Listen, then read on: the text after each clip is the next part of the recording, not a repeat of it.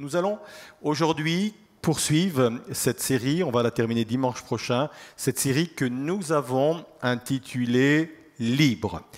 Et on va faire cette lecture dans 1 Pierre, chapitre 1, verset 7. Nous lisons ceci. « Ainsi, la valeur éprouvée de la foi, de votre foi, beaucoup plus précieuse que l'or, qui est périssable et que l'on soumet pourtant à l'épreuve du feu, aura pour résultat la louange, la gloire et l'honneur lorsque Jésus apparaîtra. Et à cela, nous voulons dire Amen. Le titre de mon message ce matin est le suivant, « Libre de mes superstitions ». Qu'est-ce qu'une superstition ? Voilà une définition du dictionnaire. Attachement exclusif, exagéré ou non justifié à quelque chose. Une incroyance ou une croyance, infondée, motivée généralement par la peur. En tant que croyant, on peut donc dire que la superstition est certes une foi, F-O-I, mais une foi mal placée. Généralement, quand on parle de superstition, on pense aux choses telles que croiser un chat noir, ça porte malheur. Passer sous une échelle, ça porte également malheur.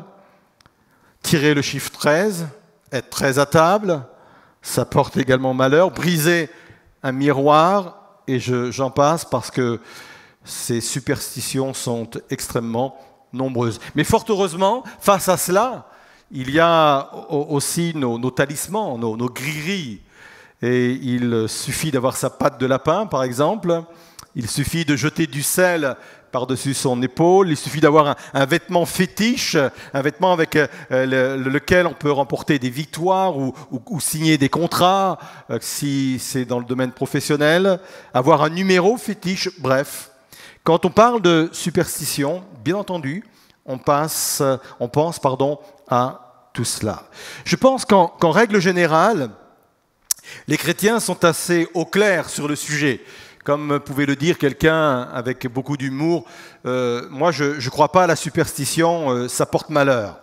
Je pense qu'on n'aurait pas besoin de faire une prédication un dimanche matin, en direct comme ça, en plus sur Internet, sur le sujet de la superstition, surtout si on s'adresse à des croyants, parce qu'on pense vraiment que, oui, ça c'est vraiment réglé dans nos vies, ça faisait peut-être partie de la vie d'avant que l'on connaisse le Seigneur, mais aujourd'hui, c'est réglé.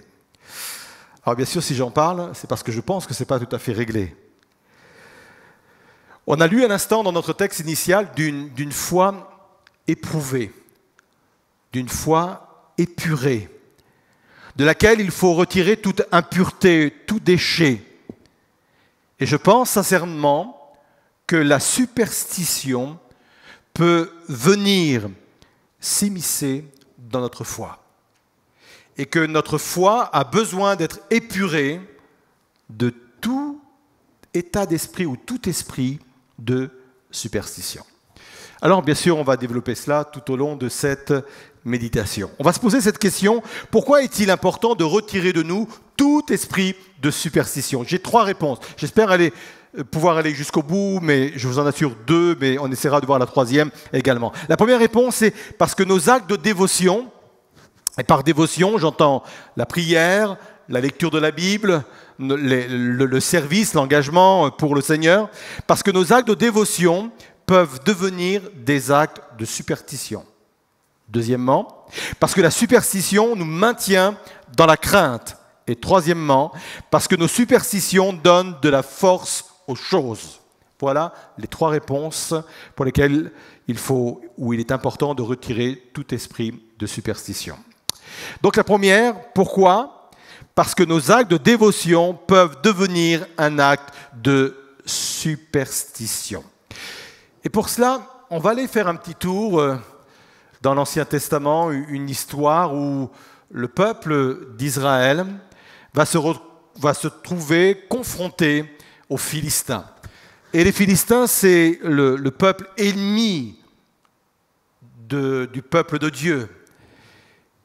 Et les Israélites, les Hébreux vont aller à la bataille, vont affronter les Philistins. Et voilà ce qui est dit au chapitre 4 du premier livre de Samuel et au verset 3. Il est dit ceci, parce qu'ils viennent de perdre, parce que le peuple d'Israël vient d'être vaincu, et pas n'importe quelle défaite, il y a 4000 morts quand même du côté du peuple hébreu. Il est dit ceci, lorsque le peuple regagna le camp, les responsables, les leaders, les officiers d'Israël se demandèrent « Pourquoi l'Éternel nous a-t-il fait battre aujourd'hui par les Philistins? Qu'est-ce qui se passe ?» Mais ils ont une arme. « Allons chercher le coffre de l'Alliance, l'arche de l'Alliance de l'Éternel à Silo, et ramenons-le au milieu de nous pour qu'il nous délivre de nos ennemis. » Ils viennent de prendre une défaite face aux Philistins, mais ils pensent avoir la solution. Il y a là à Silo l'arche de l'Alliance, et si on le ramène sur le champ de bataille, c'est sûr, ils vont avoir la victoire. Alors l'arche de l'Alliance, c'est quoi? On va vous mettre une diapo sous vos yeux maintenant. C'est un coffre de bois d'acacia, ça mesurait à peu près 1,20 m, on s'était recouvert d'or pur, c'était surmonté, comme vous le voyez, de 2 chérubins, et il y avait ce qu'on appelle le propitiatoire dessus, et une fois par an, le souverain sacrificateur rentrait à l'intérieur et versait du sang d'un animal pour expier le péché du peuple. Voilà à quoi servait l'arche de l'Alliance. On avait mis dedans un peu de manne, les tables de la loi, etc., et ça représentait, ça symbolisait la présence de Dieu. Mais voilà, ils vont dévoyer l'utilisation de l'arche de l'Alliance pour en faire un objet de superstition. C'était une façon pour eux d'avoir Dieu enfermé dans une petite boîte. C'est pratique de pouvoir mener Dieu comme ça dans une petite boîte et l'emmener sur le champ de bataille.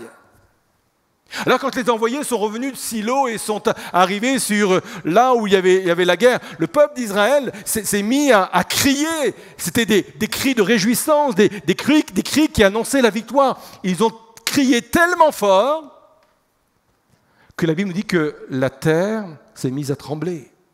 Les Philistins ont entendu cela, ils se sont dit même « Oh là, qu'est-ce qui se passe ?» Et ils ont compris qu'ils avaient ramené l'arche de l'Alliance, l'arche de l'Éternel sur le terrain. Alors ils ont redoublé de courage.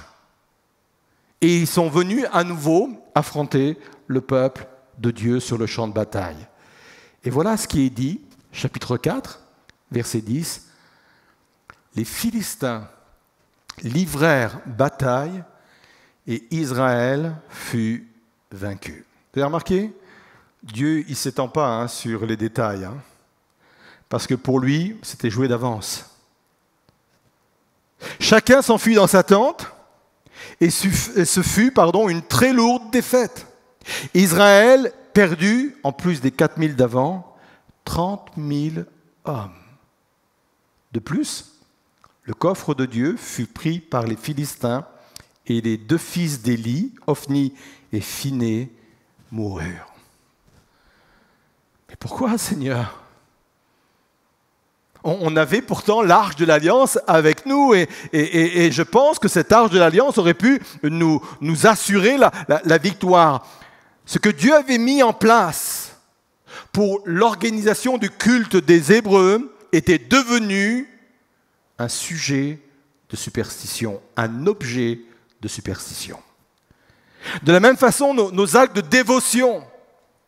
Je rappelle ce que je dis par dévotion. La prière, la lecture de la Bible, le service de Dieu. Mes actes de dévotion peuvent devenir des actes de superstition. Même si à la base, ce sont des activités excellentes, bénéfiques à notre foi. Mais il y a le risque de les dévoyer pour un autre usage. Je vais prendre un exemple. Vous allez me comprendre et vous allez voir tout de suite où je veux en venir. Je rentre un soir chez moi de ma journée de travail et franchement, le bilan n'est pas terrible. Au travail, je me suis pris la tête avec mes collègues. Je n'ai pas signé un contrat facile qui semblait facile, un gros contrat avec un gros client. Et là, je ne comprends pas. J'avais tout fait pour et ils viennent m'échapper. Ma journée se termine, je rentre à la maison, je fais un créneau et en faisant le créneau, j'arrache le pare-choc de la voiture de mon voisin. Je monte à la maison, je rentre chez moi et là, il y a mes enfants qui m'accueillent et puis il y a un de mes enfants qui me ramène une mauvaise note. Pourtant, c'est quelqu'un qui est brillant à l'école, mais là, c'est une mauvaise note. Alors, je réfléchis, je passe tout cela dans mon esprit et je me dis, ça y est, je comprends pourquoi. J'ai oublié de prier ce matin. Ah ben ça m'apprendra, hein. J'ai oublié, je suis parti sans prier et sans lire ma Bible. Voilà que la prière est devenue ma patte de lapin. Ma prière est devenue mon porte-bonheur. Ma prière est devenue mon gris-gris, mon talisman. C'est devenu un objet de superstition. Si je prie tous les jours, ce n'est pas pour être protégé. Si je prie tous les jours, c'est pour développer une relation avec Dieu. C'est pour mieux le connaître afin de mieux l'aimer. C'est pour ça que je prie. Si je lis ma Bible, si je lis, je médite la parole de Dieu, ce n'est pas pour être protégé encore une fois, mais c'est parce que je veux avoir une relation, un tête-à-tête, un échange avec Dieu. Ce que Dieu veut, ce n'est pas votre prière. Ce que Dieu veut, c'est votre cœur. Ce que Dieu veut, ce n'est pas des chapitres entiers que vous venez de lire, même si par la parole de Dieu, il veut vous communiquer sa grâce, sa bénédiction et ce tête-à-tête. Ce qu'il veut, c'est votre cœur, un échange avec vous, un dialogue avec vous. Et certes, il va se servir de la parole de Dieu pour cela, et c'est incontestable, mais attention de ne pas dévoyer des actes de dévotion pour en faire des actes de superstition. Le dévoiement des actes de dévotion peuvent nous conduire même à des sentiments d'injustice. Et vous avez des personnes aujourd'hui qui sont en bataille, en guerre contre Dieu, qui sont fâchées contre Dieu parce que justement leurs actes de dévotion, ils les faisaient comme, pourtant ils n'avaient pas l'impression comme des actes de superstition. Je ne comprends pas ce qui m'arrive. Avec tout ce que je fais pour le Seigneur, je suis là tous les dimanches. Je donne mon offrande. Je sers même dans l'église. Et malgré cela, voilà ce qui me tombe sur le nez, voilà ce qui m'arrive, voilà ce qui est devant moi. C'est pas juste. C'est pas juste. Je pourrais multiplier des exemples, mais vous avez très bien compris là où je voulais en venir. Je comprends quand je réalise cela, j'ai besoin peut-être de revenir sur ma façon d'exercer ma foi et que ma foi soit vraiment une foi éprouvée, épurée, comme le dit la parole de Dieu, afin que je ne puisse pas, au travers de ces actes de dévotion, en faire des actes de superstition, parce que ma dévotion pour Dieu, elle doit se faire d'une façon complètement désintéressée.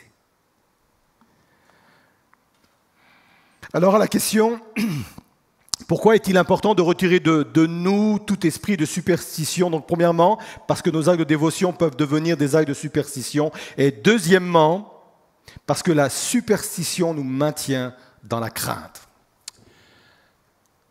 Et là, on va rester encore dans l'Ancien Testament et on va rester avec le peuple d'Israël et plus exactement avec David. On va parler de la malédiction de Chiméi. Et peut-être que certains qui connaissent la parole de Dieu, ça va leur remettre en mémoire certaines choses. Le contexte est le suivant. Absalom, qui est le troisième fils de David, vient de faire un coup d'État. Il vient de faire un coup d'État à son propre père, David.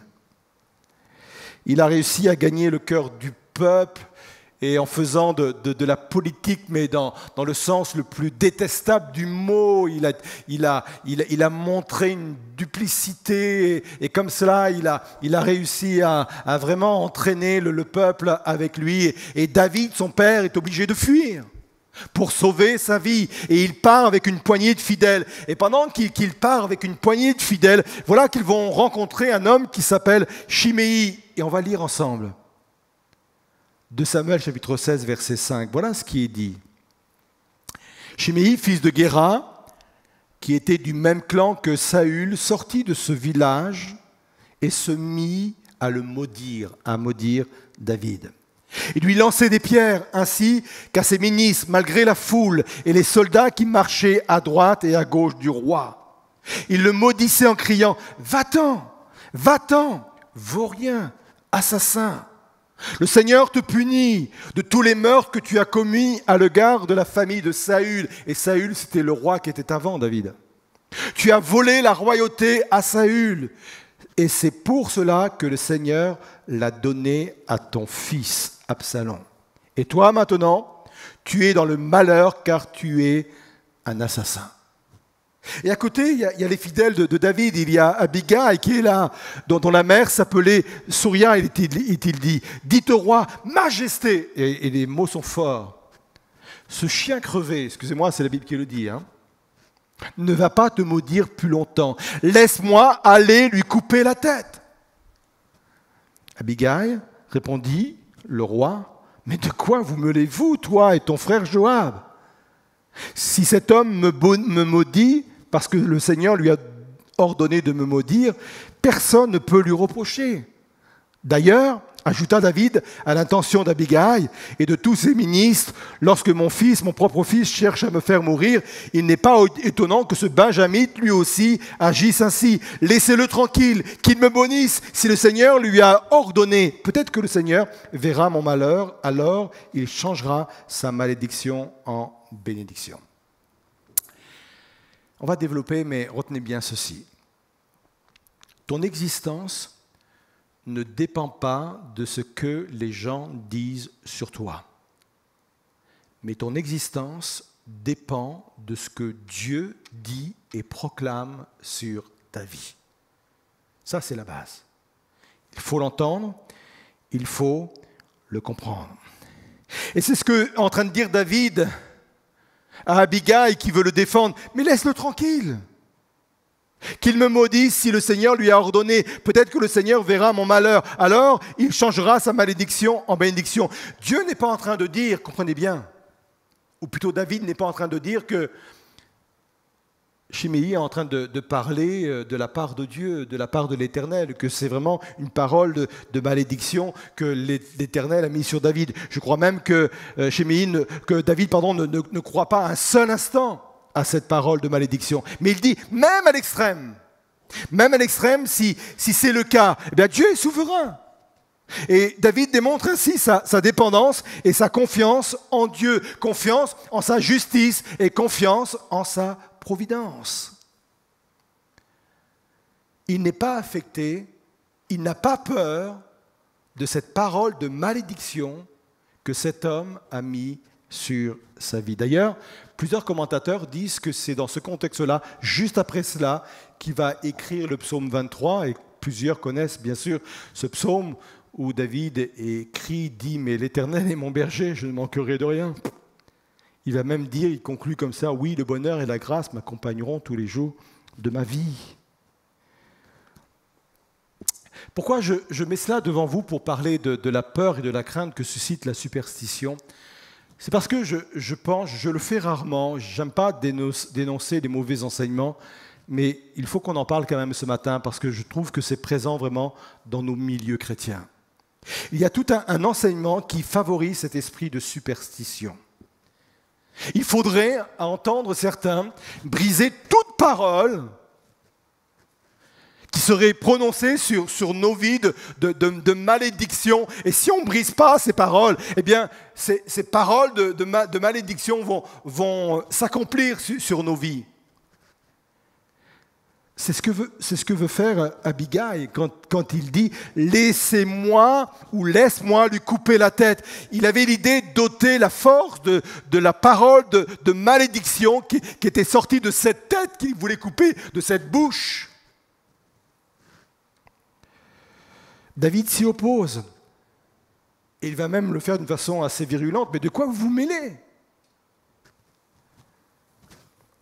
David s'y oppose parce qu'il ne croit pas à l'efficacité de la parole de malédiction qui est prononcée. Et je voudrais vraiment que vous puissiez vous libérer peut-être d'un poids, d'une crainte. Je sais, pour l'avoir partagé avec plusieurs, je sais que certaines personnes vivent sous la crainte de ce qu'on peut dire d'elles, des paroles de malédiction qu'on peut dire sur elles. Ça, c'est la superstition. Il n'y a même pas à briser ces paroles. Briser les paroles revient à vouloir couper la tête de ceux qui prononcent de telles paroles sur nous.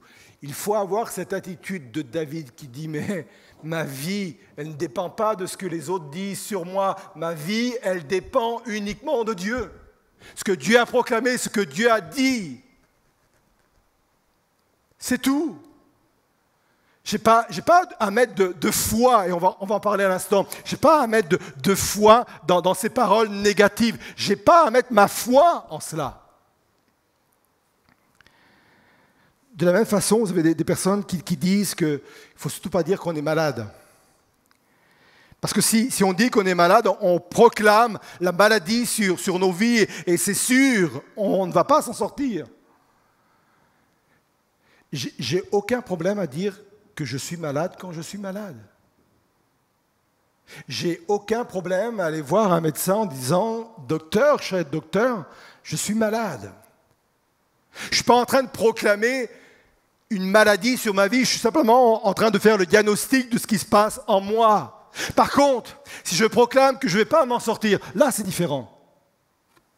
Si je proclame que la maladie aura forcément le dessus sur moi, c'est différent.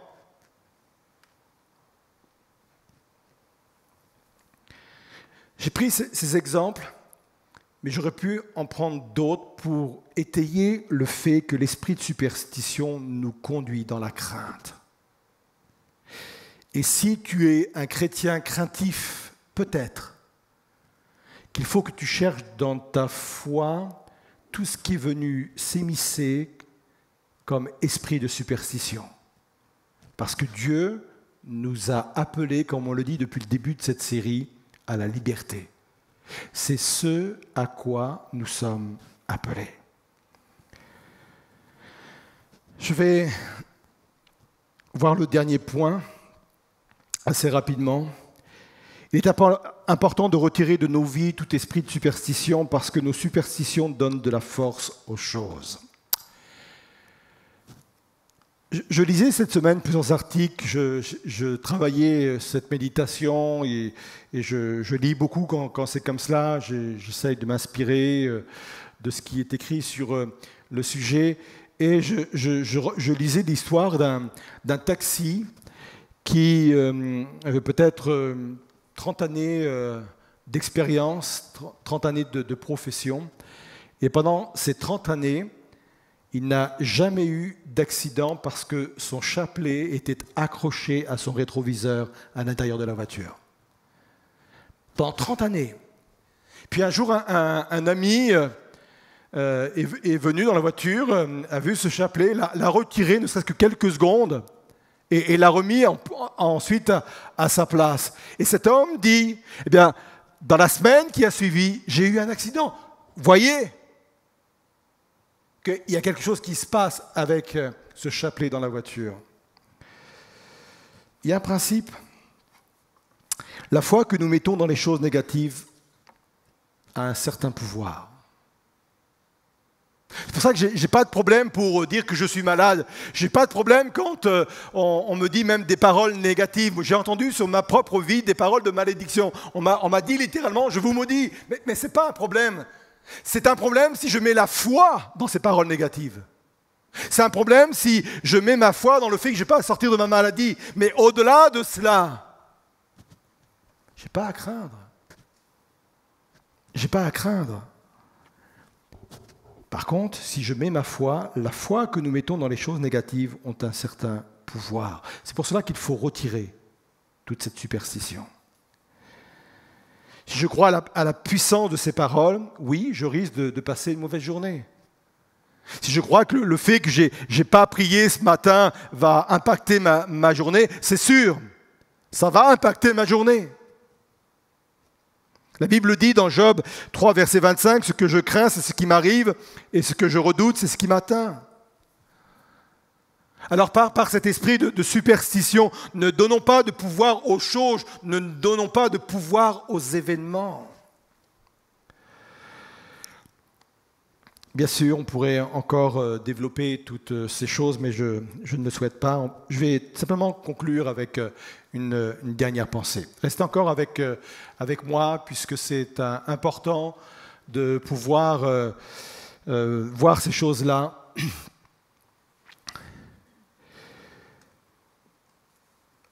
Si je suis dans cet esprit de superstition, c'est dû à une mauvaise perception que j'ai de Dieu. Quand Jésus est venu au milieu d'un peuple hébreu, il est venu au milieu d'un peuple religieux et superstitieux. Parce que ce peuple avait une mauvaise perception du Dieu qu'il servait. Vous vous souvenez de cet épisode quand Jésus est venu à la rencontre des disciples alors qu'ils étaient dans la barque au milieu de la tempête.